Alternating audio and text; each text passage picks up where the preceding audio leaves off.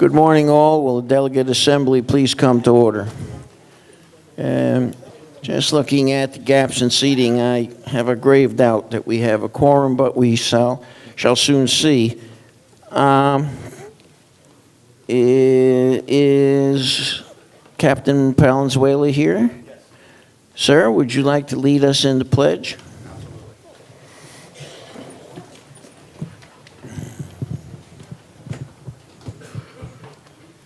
I pledge allegiance to the flag of the United States of America and to the republic for which it stands, one nation, under God, indivisible, with liberty and justice for all.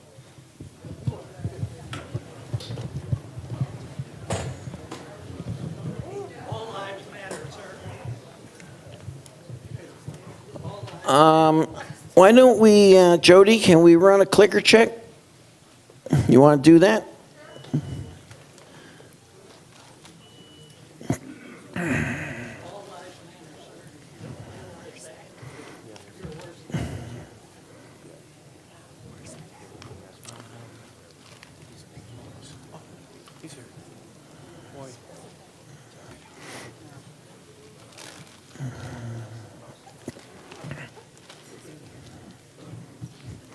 All right. Virtually any button will work, and we'll test the system. So just pick a button, 1, 2, or 3.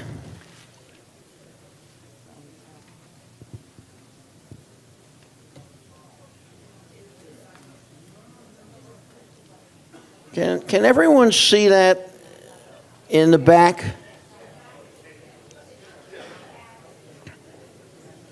Not getting much response.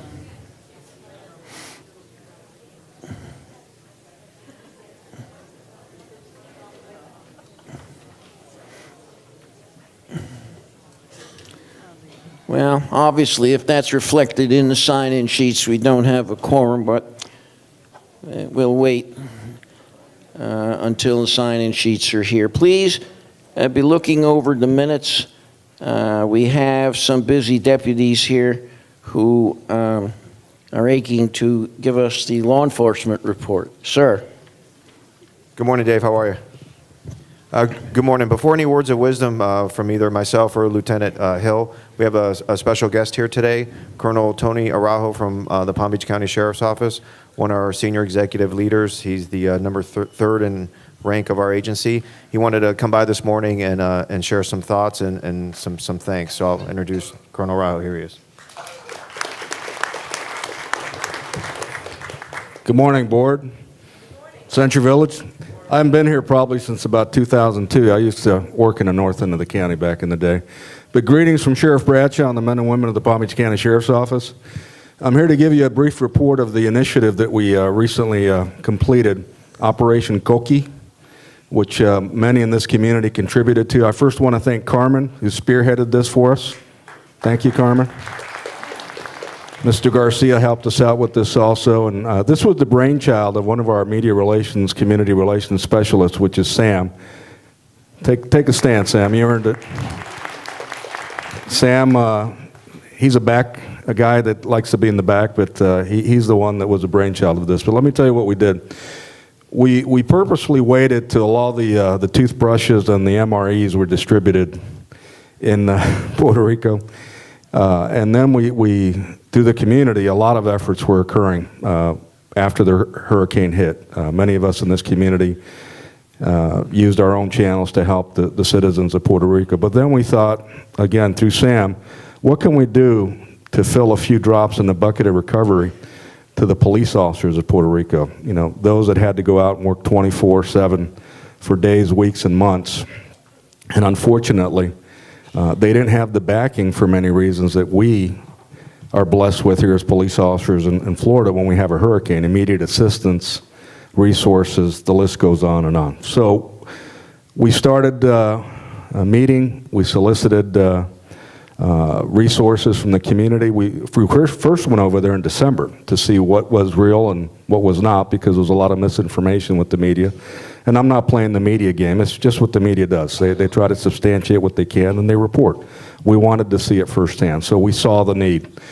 And the goal was to come back, collect some resources, money, because we didn't want to ship stuff, because we found that shipping a container was anywhere from $5,000 to $10,000, and we wanted to use that resource to help the officers. So we were fortunate enough to come back. We collected just under $100,000. We went back a couple weeks ago.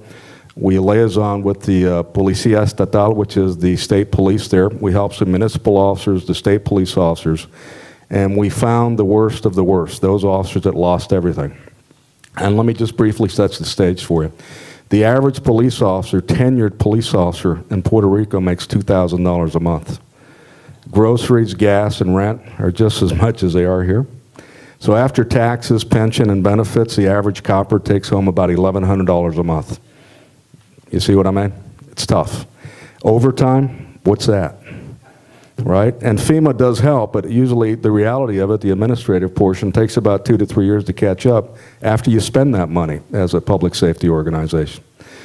So we went back. Our plan was to help about 40 to 50 of them. That list grew to almost 100. And we were able to go around, I think, to 5 or 6 different parts of the island, distribute the money. I can tell you it was very emotional, very emotional. They were very grateful. We happened to be the face of this effort, the Palm Beach County Sheriff's Office, but it was all of you and many others in Palm Beach County that gave us the foundation and the fuel to get this done. And my reason for being here today is not only to report to you that every dollar that was given, okay, every dollar went to those in need.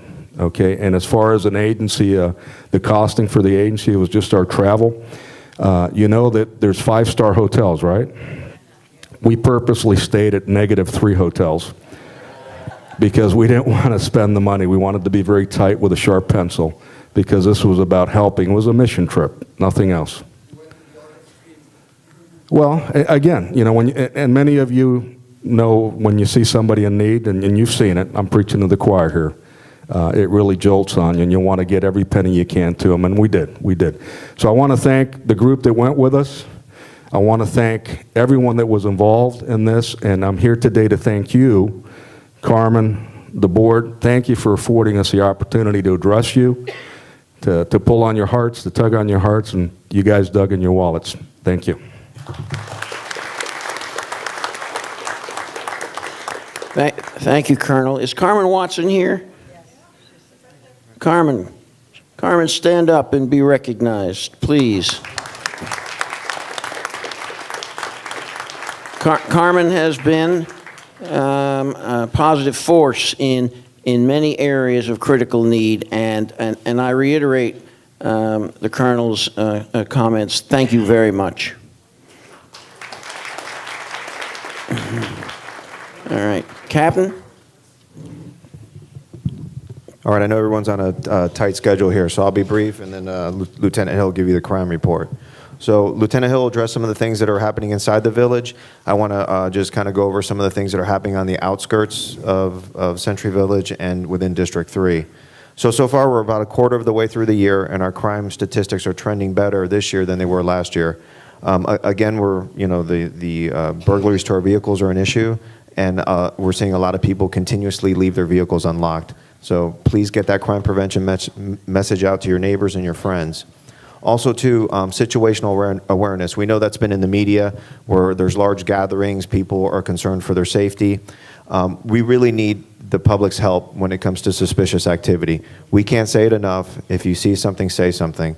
And I just want to remind people, I'm sure it's been introduced before, but we do have a social media app available at the Sheriff's Office, which allows you to report suspicious activity 24 hours a day, 7 days a week to the Sheriff's Office. You can even take pictures of the suspicious activity. You can upload videos, and it's monitored by our agency 24 hours a day.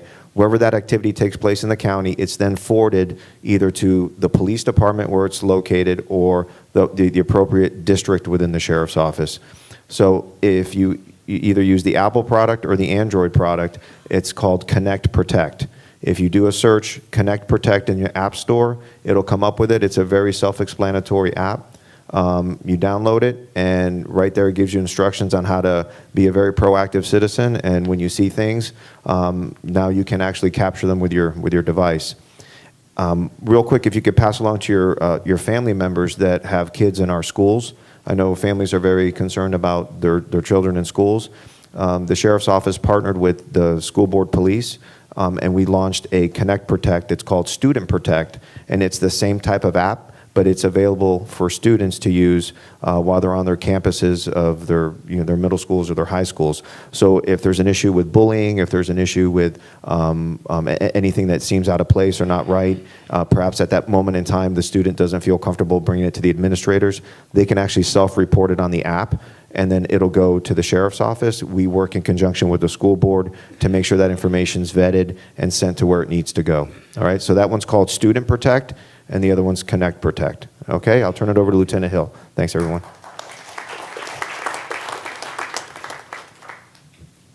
Morning, everyone. Morning. Another fairly good month. We had 238 documented events. That's everything from us just coming through to patrol to calls for service of some type or another. You can't hear me? Is that better? Does that work better? Okay. 238 events. That's everything from every time a car comes through just on patrol to miscellaneous calls for service of some sort. We wrote a total of 51 case numbers, and that's everything from information reports of some type to crime reports. We had 3 residential burglaries reported. One of those was a unlocked residence while the victim was out walking. Some documents and some jewelry reported missing. We had another report, someone woke in the middle of the night and claimed she found her closet light on and some drawers open. The doors were unlocked there as well. And the last one was someone returned after a couple of weeks away and reported some items missing, and there was no forced entry on that event either. We had one attempted vehicle burglary. They did not get in, but they did cause a little damage to the car.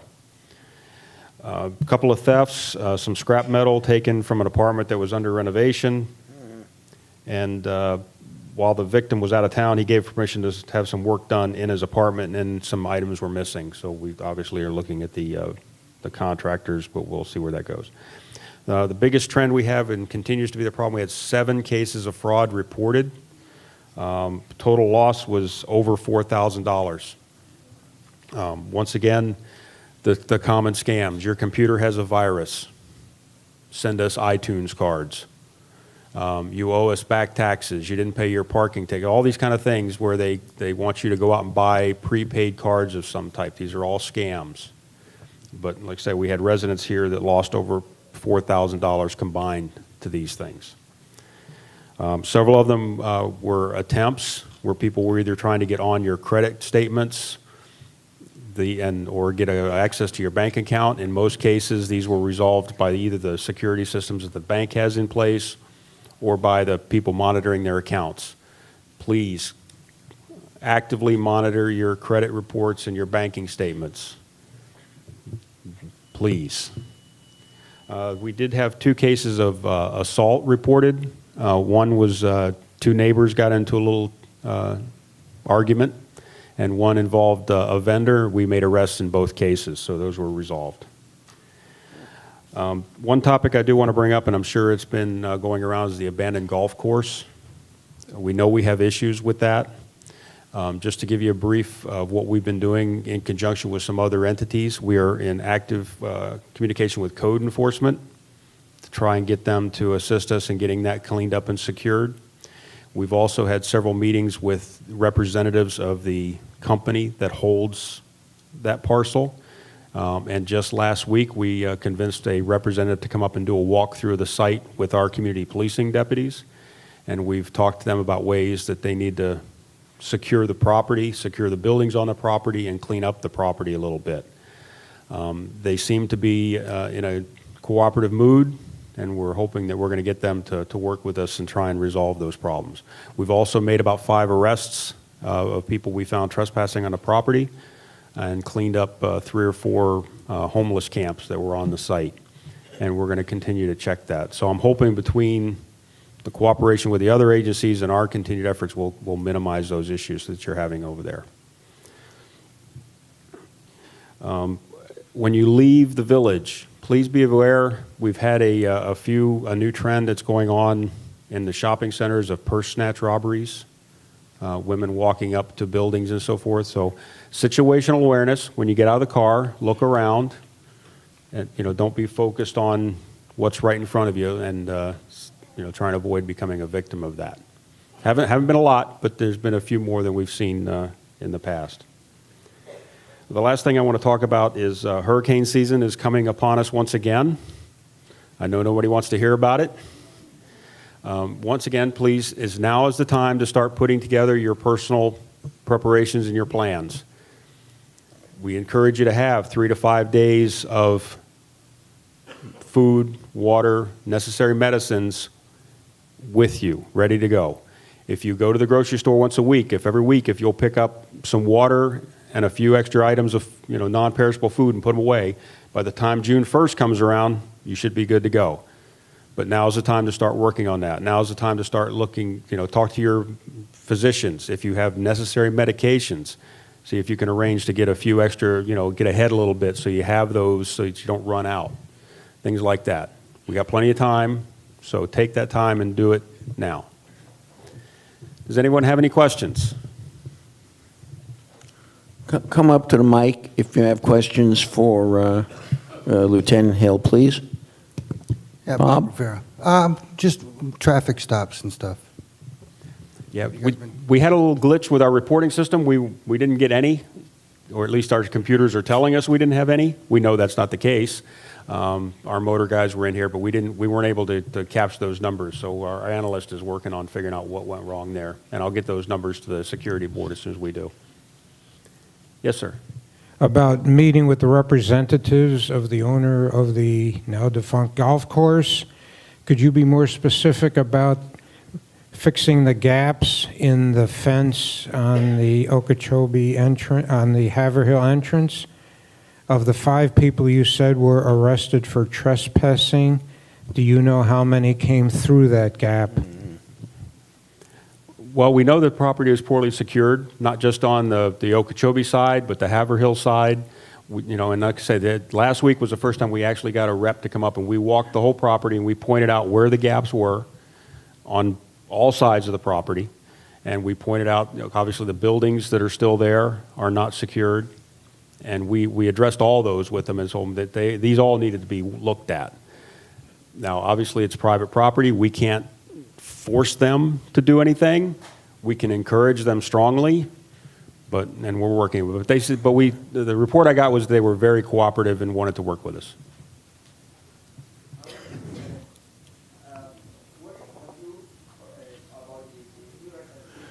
All right, hold on. Please, come up to the mic. Come up to the mic. Your question may be important to many others. Good morning. Well, yeah. He's up next. Well, I've been here. Okay. Yeah, I know. All right, well, he's yielding to you. So you're up. You can talk. Thank you. Good morning. Thank you for your report and for all of your service, and congratulations to my buddy Dave A there. little closer to the mic. Thank you for the report on the golf course. In fact, I was concerned about the overlay of the fence where the grass had overgrown, and it appeared as if it was easy for someone to just walk over the fence and camp out there. I called the owner of the property, Andrew, and he said that the portion that I was talking about, that he was not responsible for it. He said that the county was, and that there were other restrictions that, he was not involved in, but that he was aware of it. Could you explain that part that he's talking about? Well, I wasn't involved in the conversation, so I'm not sure exactly what he's referring to. My understanding is that that whole parcel is owned by an LLC now that's down out of Fort Lauderdale, I think. But we're working with them to secure the entire parcel. We're not going to try and nitpick who has what. There's a fence around the whole thing that needs to be put back, and we're working towards that. I apologize for not explaining the portion that I was speaking of on Haverhill, close to the Family Dollar store. Clearly, there's an overlap there. And He said Uh, that the range, where the range is. Thank you. I can give you what limited knowledge I have. That driving range, in fact, is part of Andrew Waldman's property. What he is relying on is the fence, due to some widening of Haverhill, now lies on the county right-of-way. So he is arguing that since it lies on the county right-of-way, he has no responsibility for it. Well, it's still his property. So this is a squabble between him and the county.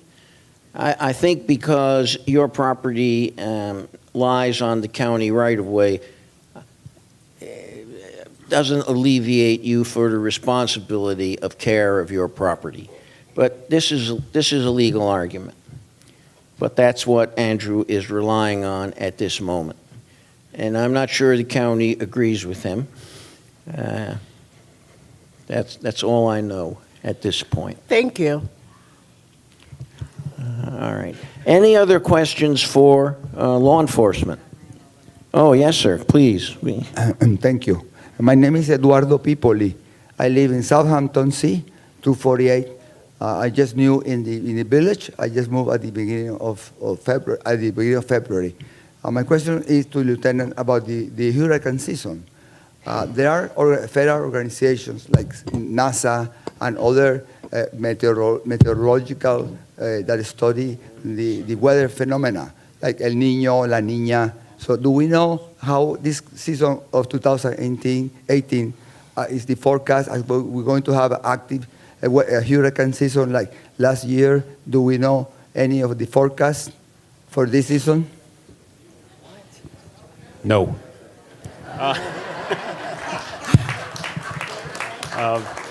I haven't seen anything specific about what they're forecasting, and quite frankly, I don't care.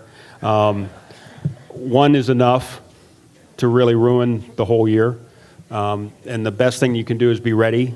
And if you have a few extra bottles of water and some food at the end of the hurricane season, have a party for your neighbors. But we can't encourage enough to, it only takes the one. Just be ready for the one. Wow. Well, Lieutenant, was that a question about how many hurricanes we're going to have?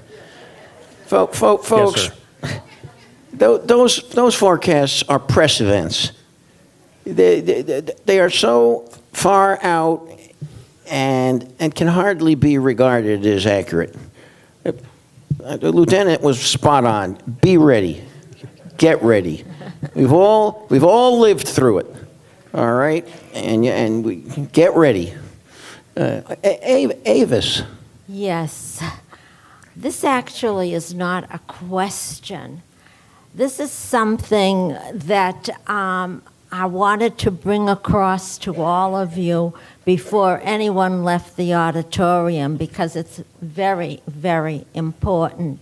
With all due respect to the police, and I have the greatest respect for the police department, there was one scam that wasn't mentioned that is extremely important.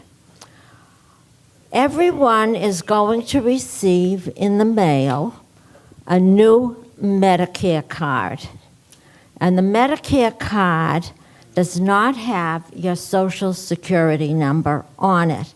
It has another number on it. Your Social Security number stays exactly the same. But when you go to your doctors, you have to bring this new Medicare card with you, and they will take a picture of it. And your Social Security number will no longer be a record on your Medicare card. Now, there are people calling up and also in the mail soliciting money for the new card. And you have to remember that this is free. There is no charge for it. And if anyone does call you or solicitate you, you just have an answer ready for them. I received mine already. I don't need another one. I don't have to send you any money. Hang up on them. But think of some kind of an excuse. The best thing I would do is just hang up on them. But I wanted to go and make you all aware of it. And as I said before, I do have the greatest respect for our police. Thank you, Avis. All right, sir. Yes, Kevin Hackett, Berkshire H. I know we didn't have a traffic violation report, but for the third time in as many years that light pole at East and South Drive has been taken out. There was an accident there that can you report on? I don't know the specifics of I know we had a couple of crashes in the village. I don't know the specifics on those. I generally don't. Well, that is the third time we've had that light pole taken out. I'm sure Dave knows about it. And at one point, the delegates here said we need to do something about that, either a barrier or barrels. I know there was some resistance to having, multicolored barrels, put there in front of that to protect the pole. And also the drivers, whoever takes that pole down, obviously there was some damage to their vehicle and may have been injuries. And I just want to bring it up to the delegation again that we need to address that situation and see if we can get some protection there. I know there's been resistance about having colored barrels there, but right now we got cones there, colored cones, and no light pole working there on that dangerous curve. Thanks, Lieutenant. Yeah, it's a very poorly, in fact, it's not banked. It's a flat curve. People get their speed up a little high. And I also recall at least 3 events where there's a curve right there at Golf's Edge where people have spun out and taken that down. We can certainly put up guardrails there. And you got to think about that because it's going to do a lot of damage to somebody's vehicle if they hit that. So yes, we're aware and we're working the problem. I've even had a very brief chat with an FPL person about moving that light completely, but apparently it's got to be a certain distance, and so they're looking at that one too. Yeah, it's a bad curve. Anything else for law enforcement? Cookie. Hi, Cookie Courier, Golf's Edge. When is the new light going to be going in?